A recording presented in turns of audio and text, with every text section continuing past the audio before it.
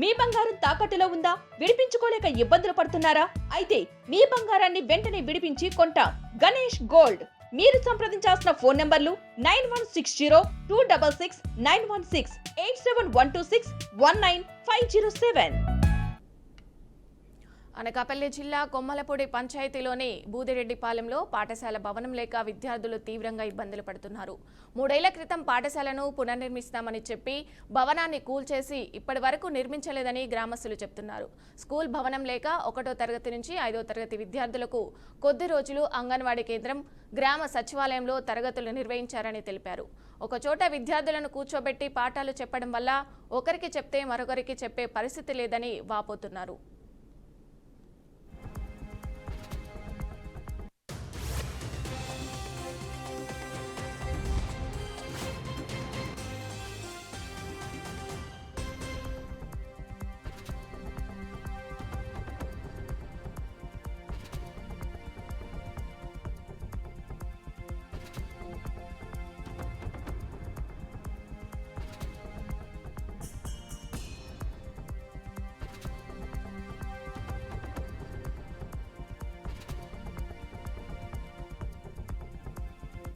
కొంతమంది తల్లిదండ్రులు బాధలు తాళలేక పిల్లలను ప్రైవేటు పాఠశాలలకు పంపించారు.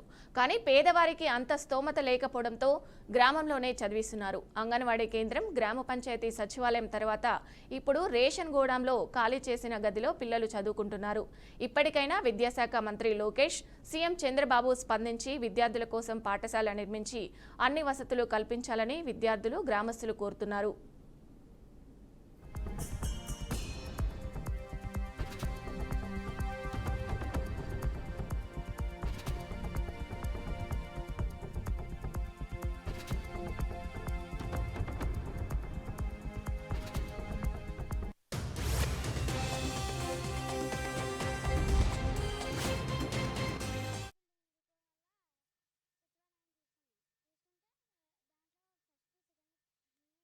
ఇక్కడ స్కూల్ బిల్డింగ్ ఇరిగిపోవడం వల్ల సచివాలయం తీసుకుంటే దాంట్లో 1st, 2nd, 3rd, 4th, 5th first class చెప్తుంటే 5th క్లాస్ వాళ్ళు 3rd class, 4th class disturb అవుతున్నారు.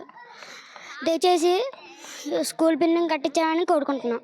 మాకు స్కూల్ బిల్డింగ్ కావాలని కోరుతున్నాం. మాకు స్కూల్ బిల్డింగ్ లేదు. స్కూల్ బిల్డింగ్ లేక మేము ఇక్కడ ఇబ్బంది పడుతున్నాం. 22 మంది ఉన్నాం పిల్లలు. 3 సంవత్సరాల నుంచి స్కూల్ బిల్డింగ్ లేదు. దయచేసి మా స్కూల్ బిల్డింగ్ కట్టడం కోరుతున్నాం. దయచేసి స్కూల్ బిల్డింగ్ కడతారని కోరుతున్నాం.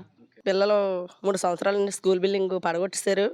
అది కడతారని ఎదురు చూస్తున్నాం, కట్టలేదు. పిల్లలు చాలా ఇబ్బంది పడుతున్నారు. 1 నుంచి 5వ తరగతి వరకు ఒకటే క్లాసులో చదువుతుండ్రు. కొద్ది రోజులు అంగన్వాడీ స్కూల్లో చెప్పారు. ఆ పిల్లలకి ఈ పిల్లలకి డిస్టెన్స్ ఎక్కువైపోయి మళ్ళీ సచివాలయంలో పెట్టారు. 1వ తరగతి చెప్తే 2వ తరగతి ఆగిపోవచ్చు వస్తుంది, 2వ తరగతి చెప్తే 3వ తరగతి ఆగిపోవచ్చు వస్తుంది. మొత్తం పిల్లలందరికీ ఒకసారి చెప్పడానికి అవ్వట్లేదు. త్వరగా బిల్డింగ్ వస్తుందని కోరుకుంటున్నాం. నారా లోకేష్ గారు, అదే పవన్ కళ్యాణ్ గారికి ఈ స్కూల్ బిల్డింగ్ గురించి త్వరగా అందజేస్తారని, త్వరగా మా పిల్లలకి స్కూల్ బిల్డింగ్ కట్టింతారని కోరుకుంటున్నాం. మీ వారికి ఈ వార్త వచ్చి త్వరగా పిల్లలకి స్కూల్ బిల్డింగ్ కడతారని ఎంతో విధంగా కోరుకుంటున్నాం. వంటశాల బిల్డింగ్ లేదండి. ఇంటికాడ వంట చేస్తారండి. పిల్లలు సచివాలయ బిల్డింగ్లో చెప్తున్నారండి. అక్కడి నుంచి ఇక్కడికి రావడానికి ఇబ్బంది పడుతున్నారండి. ఇంటికాడ పెట్టవలసి వస్తుందండి. వర్షంలోని చాలా ఇబ్బంది పడుతున్నారండి పిల్లలు. బేగా స్కూల్ బిల్డింగ్ కట్టాలండి. 3 సంవత్సరాల నుంచి స్కూల్ బిల్డింగ్ లేదండి. ఇంటికాడ వండి పెట్టవలసి వస్తుందండి. పిల్లలు స్కూల్ నుంచి అక్కడి నుంచి ఇక్కడికి రాబోతుకండి వర్షంతో తడిసిపోయి వస్తున్నారండి. ఒక్కొక్కరు గొడుగుల్లో వేసి తీసి రావాల్సి వస్తుందండి పిల్లల ప్రాబ్లం వల్ల. స్కూల్ బిల్డింగ్ త్వరగా కట్టింతారనేసి కోరుకుంటున్నామండి. ఇక ఇదే అంశానికి సంబంధించి మరింత సమాచారం మా ప్రతినిధి నాయుడు లైవ్లో అందిస్తారు.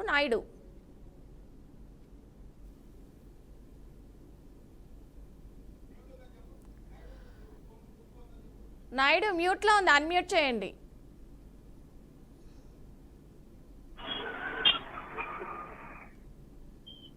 Thank you.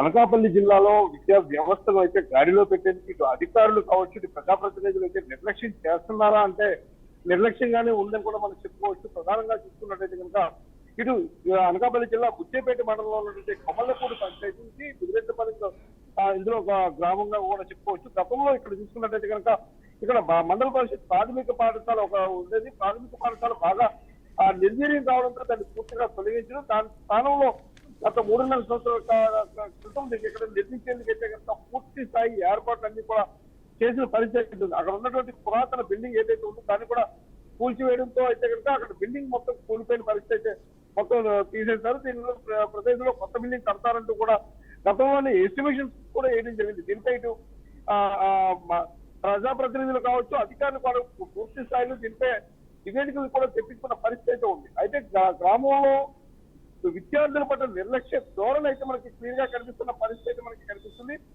ఇటు విద్యా వ్యవస్థను పటిష్టపరిచేందుకు నారా లోకేష్ అన్ని రకాలుగా కూడా మొత్తం కూటమి ప్రభుత్వంలో అన్ని రకాల ఏర్పాట్లు చేస్తున్న పరిస్థితి అయితే ఉంది. అదేవిధంగా చూసుకున్నట్లయితే ఇంకా గ్రామాలను డెవలప్ చేయడం ద్వారా అయితే కనుక మొత్తం రాష్ట్రం ద్వారా దేశం మొత్తం అంతా కూడా డెవలప్ అవుతున్నట్టు కూడా డిప్యూటీ సీఎం పవన్ కళ్యాణ్ కూడా ఎన్నో మార్లు చెప్తున్న పరిస్థితి ఉంది. ఇటువంటి నేపథ్యంలోనే ఇది ఒక మారుమూల ప్రాంతంగా మిగిలిపోవడం కూడా మనకి ఇది ఒక చెప్పుకోవచ్చు. ఎందుకంటే బుచ్చేపేట కేంద్రానికి 7 కిలోమీటర్ల దూరంలో ఉన్నటువంటి ఈ కమలపూడి పంచాయతీని చూస్తున్నట్టు ఇటు రాజకీయ నాయకులు కావచ్చు, ఇటు విద్యాశాఖ అధికారులు అయితే దీన్ని పూర్తిగా నిర్లక్ష్యం చేశారని మనం ప్రధానంగా చెప్పుకోవచ్చు. ప్రధానంగా చూసుకున్నట్టు విద్యార్థులు సుమారుగా 30 మంది విద్యార్థులు ఉన్నారు. అదేవిధంగా చూసుకున్నట్లయితే ఇక్కడ 2 టీచర్లు కూడా ఉన్న పరిస్థితి ఉంది. అన్ని సదుపాయాలు ఉండి కూడా కనీసం ఉండడానికి బిల్డింగ్ లేకపోవడం అయితే విద్యార్థులందరూ కూడా ఇటు వర్షానికి తడిచిపోవడం, ఎండకి ఎండి వీళ్ళందరూ కూడా ఇబ్బందులు పడుతున్న పరిస్థితి ఉంది. దీనిపై గతంలో కూడా చాలా మార్లు ఫిర్యాదులు చేశారు. అదేవిధంగా రిక్వెస్ట్ కూడా ఇచ్చిన పరిస్థితి ఉన్నప్పటికీ కూడా స్కూల్ నిర్మించడంలో అయితే మాత్రం ఇటు అధికారులు అదేవిధంగా ప్రజాప్రతినిధులు అయితే కనుక నిర్లక్ష్యం వహించాలని కూడా చెప్పుకోవచ్చు. ఇటు డిఈఓ దీనికి సంబంధించి గతంలో డిఈఓ కావచ్చు, ఇటు ఎంఈఓ కూడా దీంతో ఫిర్యాదులు కూడా ఇచ్చిన నేపథ్యం అయితే ఉంది. అయితే దీన్ని పట్టించుకోవడంలో అయితే వైఫల్యం చెందారంటూ కూడా ఇక్కడ స్థానికంగా ఉన్న ప్రజలు చెప్తున్నారు. అదేవిధంగా తీసుకున్న విద్యార్థులు గతలైతే మాత్రం వర్ణనాతీతంగా కనిపిస్తుంది. ఎందుకంటే ఇక్కడ 4-5 తరగతులు చదువుకున్న విద్యార్థులు అప్పుడే హై స్కూల్ వరకు కూడా వెళ్ళిన పరిస్థితి ఉంది. కానీ ఇక్కడ కొత్తగా చేరిన విద్యార్థులు అయితే కనుక చదువుకోవడానికి ఇబ్బందులు పడుతూ ఇక్కడ కూడా చాలా ఇబ్బంది. ఇది వర్షాకాలం కావడంతో అయితే కనుక అక్కడ ఉండడానికి ఏమీ నీడ లేక వాళ్ళు ఇబ్బందులు పడుతున్నారు.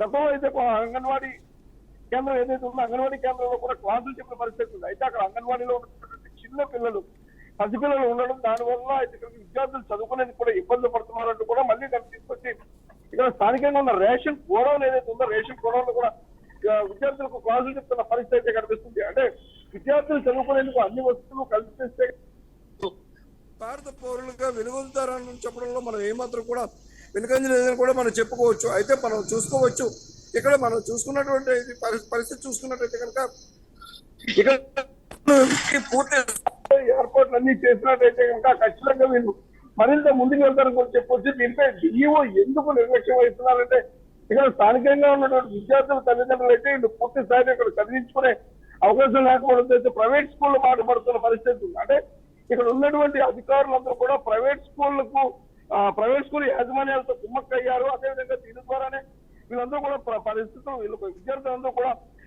ప్రైవేట్ స్కూళ్ళకు వెళ్లే అవకాశం కూడా కనిపిస్తుంది. అయితే ఇక్కడ ఉన్నటువంటి నిరుపేద కుటుంబాలకు చెందినటువంటి వారు మాత్రం ఎక్కడికి వెళ్ళలేక ఇక్కడే చదువుతున్న పరిస్థితి కనిపిస్తుంది. ఇక్కడ ఉన్న టీచర్స్ కూడా గతంలో ఎన్నో మార్లు ఫిర్యాదులు ఇచ్చినప్పటికీ కూడా దీనిపై ఎటువంటి ఏ విధమైనటువంటి చర్యలు చేపట్టకపోవడంతో అయితే మాత్రం ఇక్కడ విద్యార్థులు కావచ్చు, తల్లిదండ్రులు అయితే మాత్రం చాలా నిరుత్సాహానికి గురవుతున్న పరిస్థితి ఉంది. ఇప్పటికైనా సరే ఇది బీఆర్కే న్యూస్ ద్వారా ఇది అధికారులు వరకు వెళ్తే మాకు ఖచ్చితంగా స్కూల్ వస్తున్న ఆశాభావంతో అయితే మాత్రం బీఆర్కే న్యూస్ ను ఆశ్రయించడం జరిగింది. ఈ నేపథ్యంలోనే బీఆర్కే న్యూస్ ఇక్కడ పూర్తి స్థాయిలో విద్యార్థులకు అన్ని సౌకర్యాలు కల్పించేందుకైతే మాత్రం తనవంతు సాయం చేస్తారని ఉద్దేశంతో చేస్తున్నామంటూ కూడా విద్యార్థుల తల్లిదండ్రులు కూడా చెప్తున్న పరిస్థితి కూడా కనిపిస్తుంది. అయితే దీనిపై లోకేష్ వెంటనే దీనిపై ఖచ్చితంగా స్పందించి వెంటనే వీళ్ళకి స్కూల్ శాంక్షన్ చేయడంతో పాటు వెంటనే స్కూల్ నిర్మాణం చేపట్టినట్టయితే కనుక విద్యార్థులు చాలా సంతోషపడతారని కూడా చెప్తున్నారు. అయితే రాబోయే తరానికి ఏదో భారత పౌరులైనటువంటి విద్యార్థులు అయితే మొత్తం ఇటువంటి సౌకర్యాలు లేకపోతే ఇబ్బంది పడుతున్న పరిస్థితి ఉంది. సౌకర్యాలు కల్పించినట్టయితే ఖచ్చితంగా